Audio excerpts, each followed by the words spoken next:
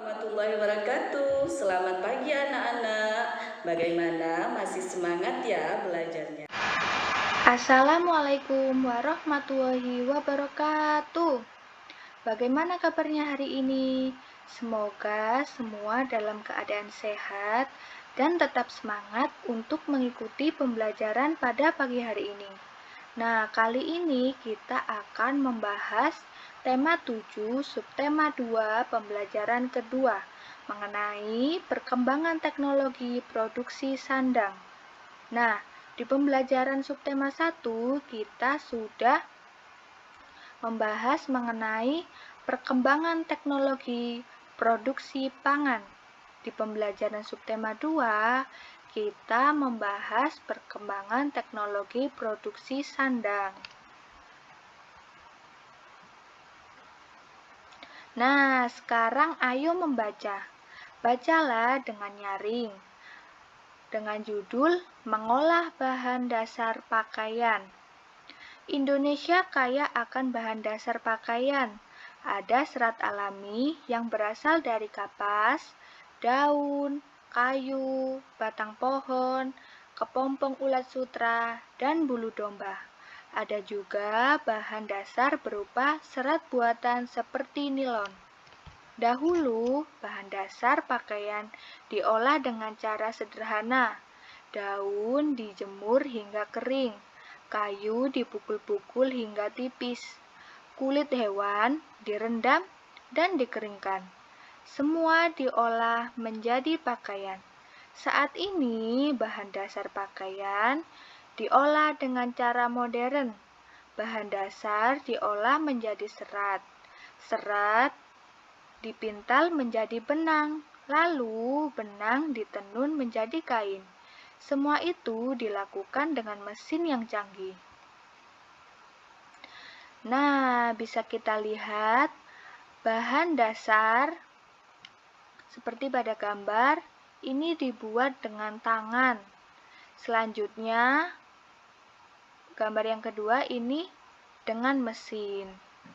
Selanjutnya, memintal. Ini memintal dengan tangan dan yang satunya memintal dengan mesin. Kemudian menenun. Ini menenun menggunakan tangan dan ini menenun dengan mesin. Cara mengolah kain menjadi pakaian juga semakin maju.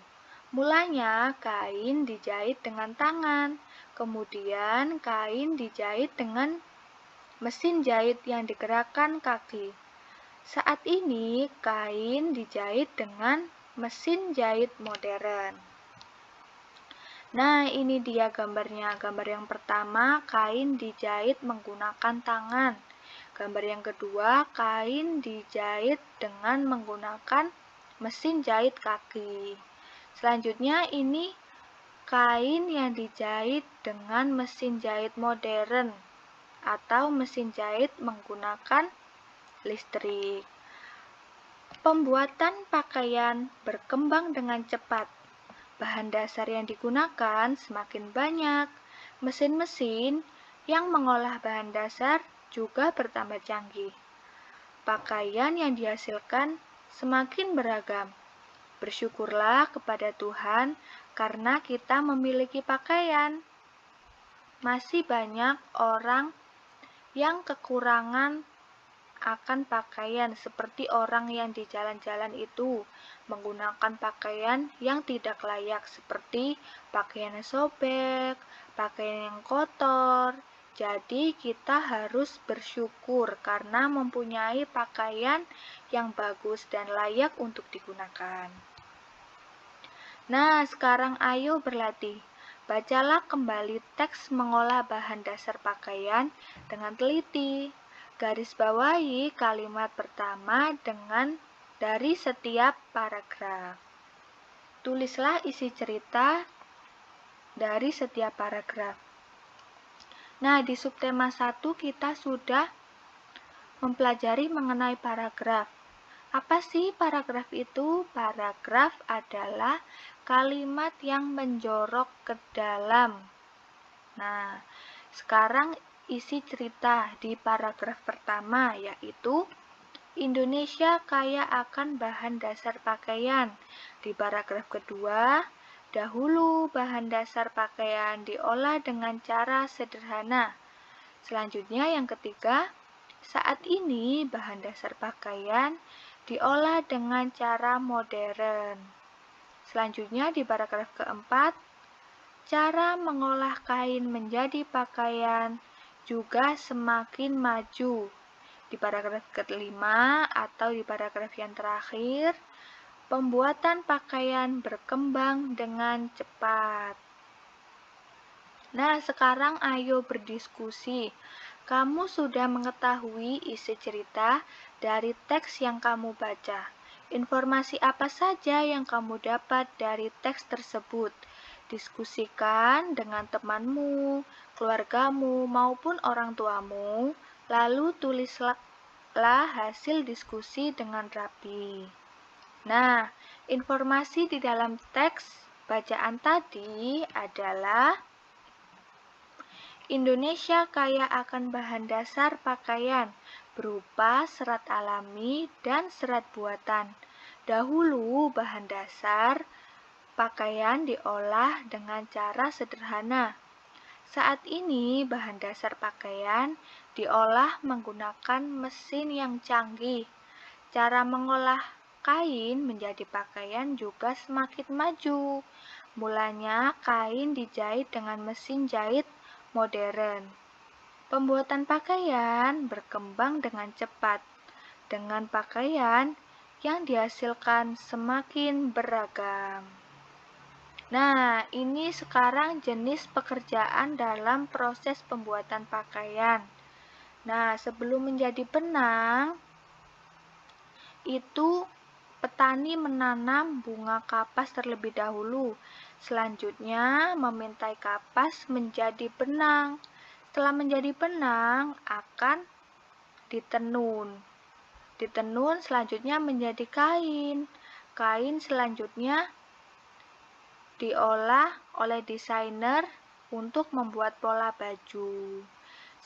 Setelah membuat pola baju, terus diserahkan ke orang menjahit baju.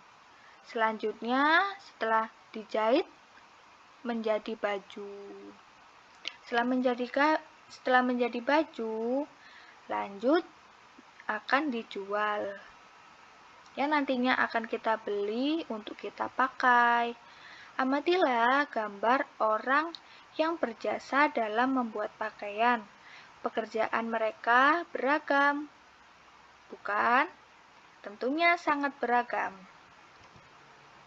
Nah, tulislah keberagaman pekerjaan yang kamu lihat.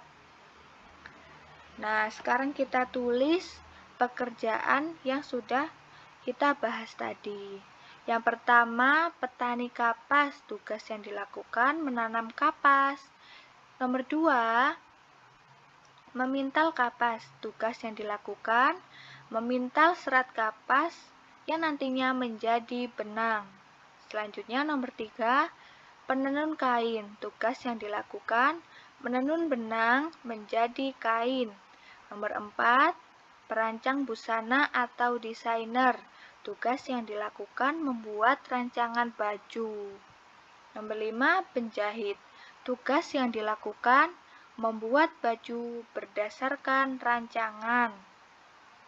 Nomor 6, penjual baju, tugas yang dilakukan menjual baju kepada konsumen. Apa sih konsumen itu? Konsumen adalah orang yang membeli atau orang yang membeli baju, itu dinamakan konsumen. Nah, itu tadi pembelajaran kita pada hari ini. Pembelajaran yang kita bahas adalah subtema 2, pembelajaran kedua. Nah, ada yang kurang jelas atau kurang paham bisa ditanyakan ke Bu Guru ya. Jangan lupa tugasnya dikerjakan dan dikumpulkan di Bu Guru. Tetap semangat menjalankan ibadah puasa. Kurang lebihnya Bu Guru mohon maaf. Wassalamualaikum warahmatullahi wabarakatuh.